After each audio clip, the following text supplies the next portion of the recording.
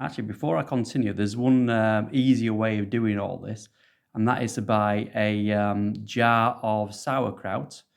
And basically, you mix the sauerkraut within the cabbage and the kale, and then add tomato ketchup or tomato puree and shove it into other jars. So you'll make like 2-3 jars out of all this sort of stuff.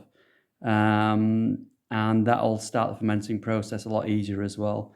If it smells bad, something's gone wrong. But basically, clean everything, clean it again, and 3 times I clean it. Get any chance of bacteria or bad bacteria out of it. And what you want to do is ferment with the good bacteria. But if it doesn't smell right, don't eat it. And when you first eat it, just try a small portion of it. Okay? All right, so this is the kimchi mix. It's basically kale and cabbage from the garden.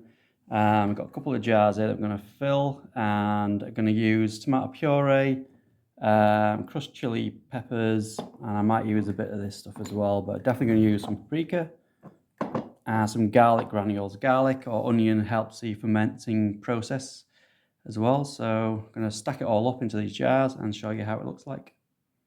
So I've got 3 jars of kimchi, one very small, and then 1 large jar of, I had loads of like pickling vinegar. So it was on offer in Aldi, 49p for 1 litre of it. So I pickled what I had left in there.